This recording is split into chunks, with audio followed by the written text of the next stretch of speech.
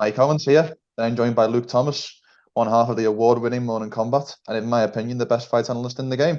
Luke, how are things with you, my man? Well, if I'm the best one, then the best one gets shit wrong a lot, but I appreciate that and happy to be back with you. So thank you for having me. Well, I presume your allusion to getting something wrong was obviously the Saturday night down in Riyadh, Saudi Arabia. What's your overall reaction to the Battle of the Baddest, first and foremost? Man, I mean, um, there's sometimes where you like, for example, like when Sean Strickland beat Izzy, Hmm. I didn't think that Sean had much of a chance, but they're in the same universe of skill level. They're in the same Yeah. sport. So like getting that one wrong is bad, but those things can happen in the course of covering fights as long as I've covered them. But this one, it's not that you feel bad for getting it wrong. It's like, dude, how little did we actually understand about Francis? How little did we understand about what these crossovers can do? How little did Tyson Fury understand about what this could be? Like, no one really predicted it except maybe Francis and his team. But it was one of those moments where, like, when everybody's wrong, like when MMA experts are wrong, boxing experts are wrong, fans are wrong, media is wrong. It's one of those moments where you should really look around and try to think about why. And it's more than just, well, one guy was a champion and one guy was never boxed before, of course, right? But that's an obvious answer. I mean, there's more to the story than that about our confidence and information and everything else. Anyway, it was one of those moments, dude. It was a combat sports earthquake. I really mean that. It was an earthquake. It was shattering to a lot of prevailing ideas and talking points, and just the fallout's been incredible. Has a fighter's stock ever increased so dramatically after one fight in the way that Francis does? I'll say this: I don't think a fighter's stock has ever increased this much after a loss. Hmm. You know what I mean? Yeah. Like, uh, to answer the question more broadly, it's hard to think of one right off the top of my head where I can say that. Now, Brock Lesnar also got a lot of credibility. Folks might remember this when he fought Frank Mir. He got knee barred the first time he fought Frank Mir, but there were a lot of folks like, wow, he can do a little bit here. But even that is not quite like this. This was much bigger in scale. This was much bigger in celebrity, in pomp, in circumstance, in cost, in everything. It was just much, much, much bigger. So then I can say, is it the biggest one I've ever seen from beginning to end in terms of the quickest change? It's certainly in the conversation. But if you then add that previous caveat, coming off of a loss, I can't even imagine who would be even near something like that. Francis did what we thought genuinely was impossible, basically. Yeah. And he brought it to real life. I don't know what you're supposed to call that, but that's rare. We're obviously in upset season at the moment. These last 3 months have been a bit wacky with O'Malley kind of beginning the trend in many ways. We saw Bobby Green's 30-second knockout of Grant Dawson at a 4-1 underdog. Strickland, as you mentioned, and obviously topping it off with Ngannou. Is this what do you attribute this kind of upset season that we're in over the last couple of months? Well, again, Ngannou lost. We should Course, remind folks of that. course. And again, I went back and I watched it, and I still scored for Fury. I think he looked bad, but he did enough to win more rounds considering there was low output. But okay, I mean, I get that Francis looked amazing. I get the whole story, obviously. You're asking about the upsets. I have to tell you, I'm not. People think it's like upset season, and yes, some are happening in close succession with one another. So we have this like narrative about something being tied. I really don't quite see it that way. MMA, everyone. Yeah, we know. I lived through the run of George St. Pierre being at the top. I lived through the run of Silva being at the top. Most of us have seen what Demetrius Johnson was able to do in large part with his career. So I've seen these long stretches. Man, these are the exceptions that prove the rule, including for other championship fighters. MMA moves a mile a minute. The game develops, guys get better, the tactics get slicker, everything rapidly updates. And so to me, it's like how people have asked me, like, who's going to be the longest reigning champion like right now among all of them in UFC? I'm not really sure what the answer is, but I could tell you I'd be surprised if they had more than 4 title defenses. I'd be very surprised. I don't see anyone who can really do like who's got that kind of like you have to have an extraordinary lead on all your contemporaries to do that. So this is like the brutality and the joy and the pain all mixed together of MMA, where guys ascend to these incredible heights and they can stay there for a little while. They can do that. The really, really good ones, they can do that, but it takes a Hall of Famer to be able to really last for a long time. Anybody short of that all-time exalted status, the turnover is going to happen. It's just the way that it goes. Now, Izzy probably will go in the Hall of Fame as well, second best middleweight of all time. But, the point I'm trying to make is not many people gave Sean much of a chance, and there he goes and does it.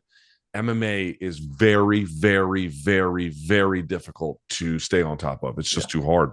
100%. Just turn the conversation back to Francis for a second, because he's took a lot of flack. He's had a lot of doubters over the last 12 to 18 months probably since the Cyril Gane fight in many ways. When you see this momentous occasion, and as you mentioned, we should caveat this conversation by the fact that it was a loss, but very much a moral victory. In what ways do you think what Ngannou did on Saturday night and is his future, in what ways do you think that can change combat sports? The world seems to be his oyster. I mean, I think the most likely thing is that, maybe he'll fight MMA in 2024. I wouldn't rule it out. We'll have to see what happens. But just the reality is he's got Eddie Hearn calling him out for an Anthony Joshua fight. Deontay Wilder appears to be in the mix. They could do the Fury rematch. I mean, he's almost certainly going to go back to boxing. He's almost certainly going to get a big name, and it's almost certainly going to do huge numbers. I mean, even with this, again, he did lose to Fury. Even with that, he got himself probably a handful of extra opportunities to fight huge names in combat sports, whether he wins any of those or not. Honestly, Francis could maybe never win a boxing match, but if he knocks down Joshua, if he knocks down Wilder, if he does, if he makes all of these competitive, he's just going to keep prolonging this, right? I mean, it's sort of remarkable what he's really done. So that's the short term. I think long term, we can't go back in time. So I don't know exactly how to say this, but this is what I said on Saturday night. Like Francis, just to get to the point that he's gotten here, dude, this guy should have been the face of mixed martial arts probably for some time. And I know there's a lot of folks like, oh, he didn't sell that well on pay-per-view. First of all, none of you fuckers know that. Like, you have not looked at any of the internal proprietary data. Please just miss me with all this bullshit, number one. Number two, more to the point, like, he had an adversarial relationship with his promoter, and not for a little while, for a long while. Sometimes not that big a deal, sometimes a very big deal, but it was adversarial. You really mean to tell me that they promoted him the maximum amount they possibly could, given how unusual his story was? This is just nonsense. This is total BS. There's nothing to this. And he kind of had to sort of force the hand and then try to, test the fates really to get to this point. Like, what he has accomplished should not happen. It's not supposed to happen. Guys are supposed to fail any number of times before you ever get to this spot, much less do well there. So you're asking me like what the result could be. I told you what the immediate one was, but the bigger picture is, dude, we're dealing with a guy who does things that are not possible. And then when that happens, I think I called it an earthquake, dude. What happens when there's an earthquake? There's a shakeout. There's things get destroyed. It's very unpredictable. I think in some ways what he could do with it is somewhat unpredictable, except make a shit ton of money. I think that part is probably easy to predict. Who plays him in his future biopic? What actor plays him in his future biopic? Is Michael B. Jordan tall enough? I'm not sure. He has played a heavyweight, but so did Sylvester Stallone at 5'11". Yeah, I mean, he played Creed, right? He was pretty good. Oh, the third Creed kind of sucked, but yeah, I'm not sure. They can figure it out. They can do a casting call. It's, again, like Hollywood couldn't even write a script like this. Just think about all the people forget other parts of the impoverished world, just from where he's from in Cameroon. Think about how many people who are like actually smart and talented and creative and driven just didn't get lucky. They died in the desert. They languished in a jail. They couldn't get out of poverty. They got injured along the way, catastrophically. Think about how many ways their lives got derailed. He just managed to find a way through, partly luck, partly skill, partly determination, a wonderful mix of all of them. And it brought him to the doorstep of history. It's without precedent. Yeah, no, 100%. Well, I want to turn the conversation over to next Saturday night and MSG and UFC's return at UFC 295. This will be the seventh return of the UFC, or seventh event UFC has held at MSG. And when I was looking through the previous outings, there's the good, the bad, and the ugly. There's Conor McGregor becoming two-weight world champion. There's GSP's return, and then we've had strange main events like Cormier versus Derek Lewis on relatively short notice. Can you kind of sum up what the history has been, in your opinion, of UFC in MSG? Yeah, I mean, I think it's still mostly a pretty great history. I recognize that not every main event or every fight has lived up to exactly the billing, and of course, Jon Jones getting injured, with those outrageous ticket prices that they were charging for the pay-per-view, it certainly is going to make people not as enthusiastic as they once were, and I understand that. But you got to understand the bigger picture here. Like, they could not get into New York because of a dispute they were having with a culinary union in Las Vegas, and it's kind of funny that now the UFC is really under the microscope of their business practices, and there's kind of anti-union hostility was not really measured because it was the culinary union that was all they were really doing was pulling strings with Sheldon Silver and other folks in the Democratic Assembly in New York, preventing it from ever getting a show there. It was strictly to spite them. It wasn't actually to like benefit the state. And so you could tell that, even though I'm very pro-union, that wasn't exactly being fair to the process. That wasn't about a genuine labor dispute in New York. It was about a genuine labor dispute in Las Vegas played out in New York. So that took a long time to get over. Sheldon Silver eventually went to prison for all of this. I think he got out due to like what happened during the pandemic, but he had this ignoble decline. Once it was put up for a vote, they got in, and then they came roaring with a historic card, 205, many more around that. And, but the 205 was kind of like the crowning achievement card, is the kind of the way I would put that. And so listen, have they had consistent winners every single time? No. But some of the most memorable UFC moments, the highest achievement possible in certain ways, was played out in this venue. And that was impossible I can tell you, if you follow the Ultimate Fighter from 2005 until whenever they were able to get it legalized, it was this incredibly long saga. They couldn't go in the biggest market in the United States. I mean, it was kind of crazy to think about. So the answer is uneven, but nevertheless, the true story is incredible importance. 205 was actually the first card I ever set an alarm for at 4:30 in the morning to get up and watch, which just shows what you're talking about there in terms of that grandiose main event after all those legislative, issues. I was there. So I was there at 205. I did my post-fight show at the MSG. I had a secondary room upstairs where they have this where media goes. And then I get out and I'm going down to the main concourse out. It goes right, it's between 7th and 8th Avenue in Manhattan. So I dump out onto 7th Avenue, and the Irish had filled it as far as you could see. The cars couldn't move. I mean, this is what I mean. Like, what is the history of New York and the UFC? How do you tell that story without that? You have to talk about like how big these events have been, granted uneven as well. Yeah, 100%. Well, talking about the main event, or the new main event, we've got former champion Jiri Prochazka facing off against top rank contender and former middleweight champion Alex Pereira. I checked the odds before we jumped on, around about -150 for Pereira, around +120 for Jiri Prochazka. Is there any surprise that Alex Pereira is the favorite coming in? I don't think so. You got a guy coming off of a devastating injury, a terrible long layoff, and he fights reckless as shit. I mean, it's going to be hard to have him as like a huge favorite. I mean, I think if people think he's going to win, I don't think that's in any way crazy. That's not some absurd notion or something, right? Because he became champion not by accident either. There is two parts to that story, but Pereira has been active. He has been a champion. He has changed, I think, to a much more appropriate weight class, which I think is going to help his chin. He is accurate. He is heavy-handed. He is much more judicious with his offense in general. I can understand why the odds makers see it as close, but why Pereira is the favorite. I think you would not be surprised if Prochazka goes in there and does something absurd and wins. You'd be like, right, that's what this guy does, even after a long layoff. But how many times can he get away with being insanely reckless? I think we're probably at, there's a limit to that kind of thing. Funny story with Prochazka before we jump into this fight. I've only interviewed him once, but the only time I interviewed him, we spoke for about 15 minutes of a very bland interview about your normal fight questions and trying to get the headlines, if you will.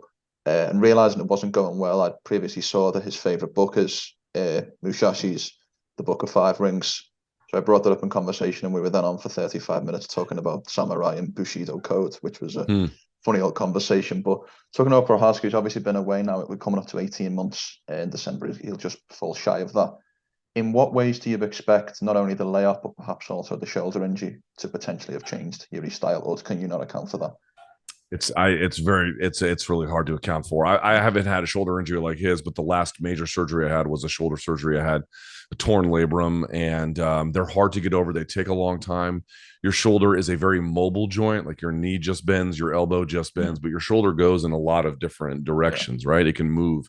And so that freedom is great, but it becomes much more of a difficult thing to maintain once you've injured it. And that rehabilitation can take a while. Let's see what kind of mobility he has with it. Let's see what kind of power he has with it.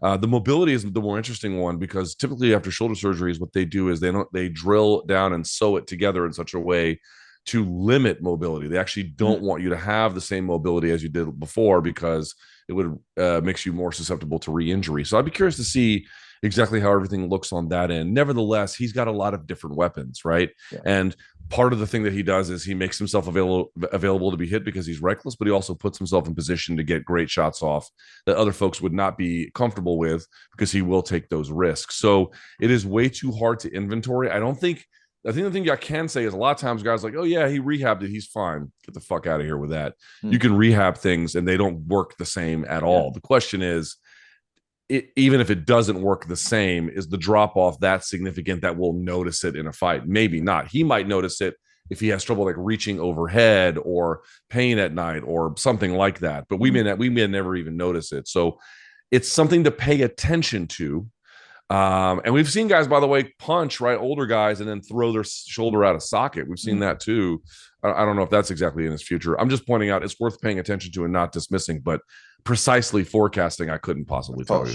Of course. And kind of facing off against Pereira with his kickboxing prowess and his KO power, do you anticipate there'll be a refinement of the wildness, or do you anticipate that Jiri, with his kind of the way he is, if you like the way he portrays himself, do you think he'll want to go head first into the challenge that is Pereira? I'd be surprised if he doesn't go head first.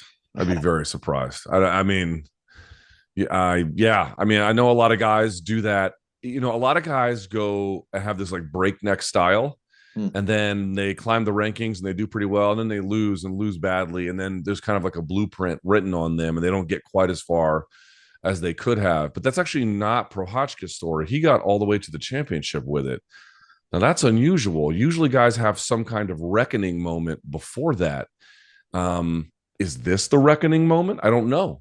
Maybe he goes in there and knocks out Pereira in a round. Like, that's what I'm saying. Like, he's capable of getting flatlined or putting the other guy out face first. But his rise with that breakneck style to the championship is very unusual. You typically don't see that at all. They usually can't make it that far. So I suspect we'll get something pretty similar to what we got before. But again, in the specifics of that, I mean, who's got a specific idea of exactly what Prochazka is going to do? I certainly don't. Yeah, no. And I guess that was the next point I wanted to mention, because in some ways, something's got to give in this fight. You will either see Jiri Prochazka become two-time light heavyweight champion in just 4 UFC fights, or you will see Alex Pereira become double champion in, I believe, 7 or 8 UFC fights, 11 total. So there's a lot of kind of strange history on the line. How much history do you think is on the line for this fight for the winner? I hadn't thought of it on the Prochazka side. You're right. I had thought of it more on the Pereira side. I still think it's an interesting book note for both of them, but it still also kind of tells you that they had like a bigger life outside of the UFC before they got there, in different ways, obviously, in Pereira in kickboxing, and then Prochazka, he was fought in Japan for a long time and some other promotions. So they came from different positions. To me, though, the thing I'm most focused in on light heavyweight is, I mean, I just want to point out, Jon Jones hasn't fought since February of 2020 in this division. I mean, it had a champion before this, but as we speak, doesn't even have a champion, right? Like, he left, and I'm not even saying parity is bad. Like, one guy beats the other guy, beats the other guy, beats the other guy, and then just sort of talk. I'm not even saying that's bad.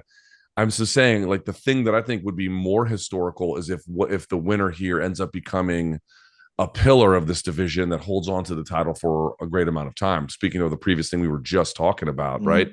Like, if Pereira wins, do you imagine he has a lengthy title reign? I don't, just based on age alone, if nothing else. And Prochazka, it's like, okay, again, you go in there and beat Pereira, like, it's incredible. Like, his resume would look ridiculous, but you would still also be like, is he built for 5 title defenses? I just don't know if that's a thing you can safely gamble on. So to me, it's just really kind of interesting how like one guy had this like lockdown on the division, and now he's not there, and it's just really not clear when there ever is going to be someone who can lock down this division.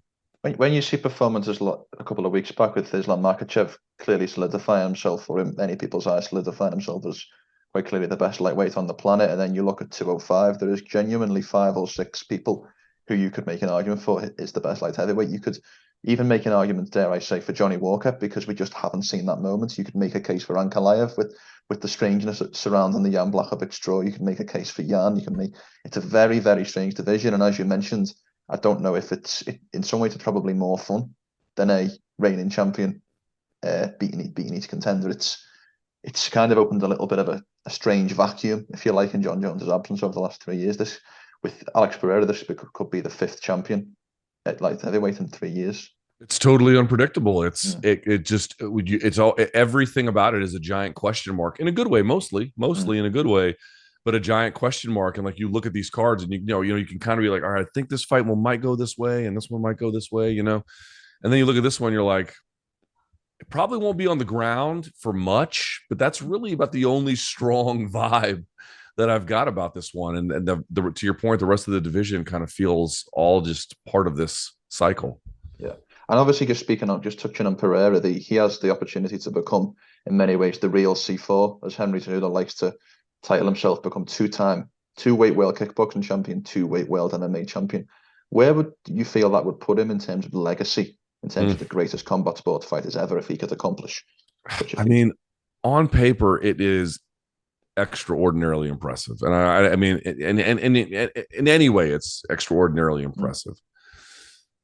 I would say, though, that he hasn't faced a lot of wrestlers, right? I mean, I guess if Prochazka tries to wrestle him, I guess we'll see. But, Prochazka is not exactly like a D1 level wrestler. That, to me, would be something of a question because, I mean, here's the reality, right? Like, even with the UFC kind of fast-forwarding him to a title track against Izzy and then kind of fast-forwarding him here a little bit, you still have to beat tough guys. Like, no one is claiming he's not beating tough guys in difficult fights. Of course he is. But, we also know that styles make fights. And we also know that he has had a bit of a helping hand with the promotion. John Fitch didn't. John Fitch had to beat fucking hammers a long time before he got one of those title shots.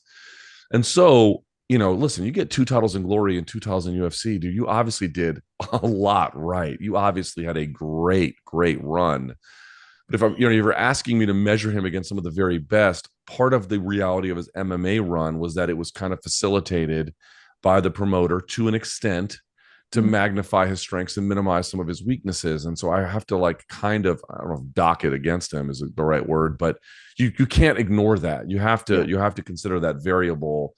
So, he would put him on the short list of one of the most impressive crossover combat sports athletes in history. I mean, he might already be that, to be perfectly honest with you.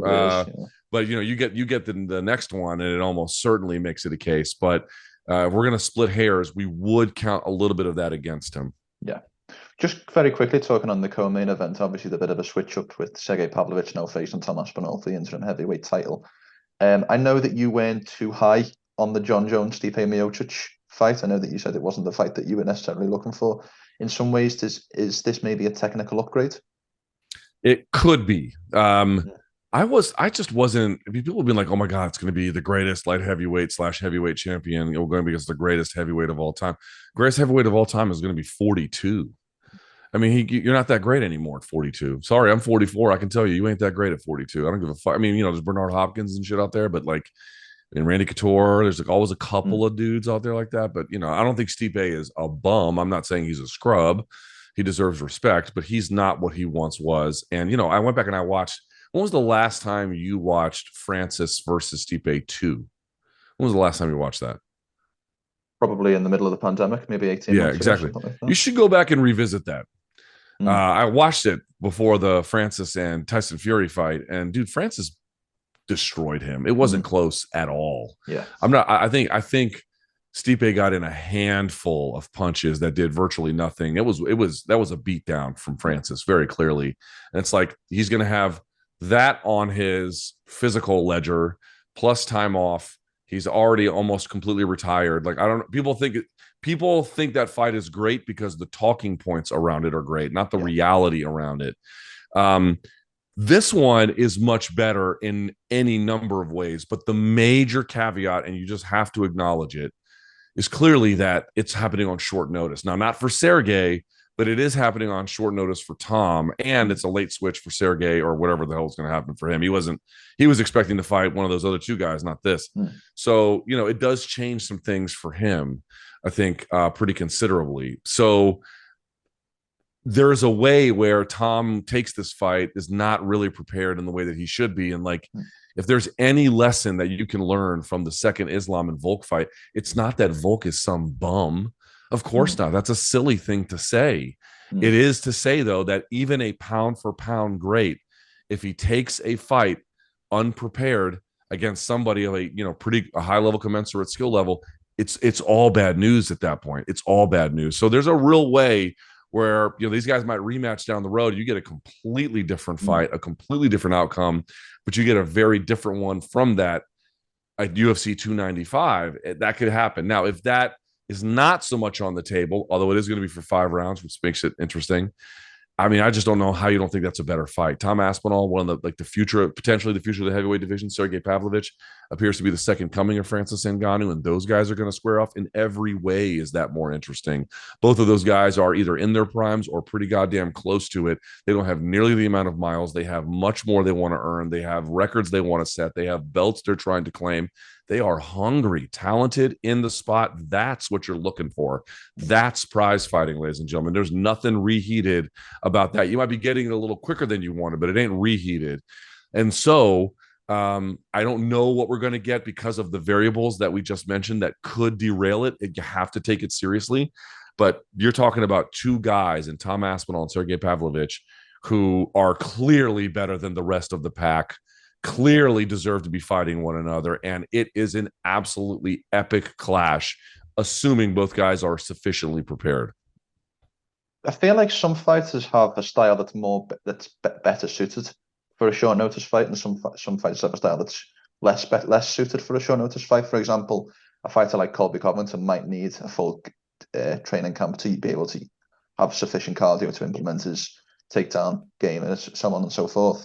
When you look at Tom and you look at the fleet of foot, you look at the hand speed, the boxing ability, the kickboxing ability, and obviously the wrestling, the grappling, do you think his style is more or less suited for the short notice? Well, I'll say this. He usually gets it done pretty quickly, does he not? I mean, he just naturally fights that way anyway. So that alone could serve his interests.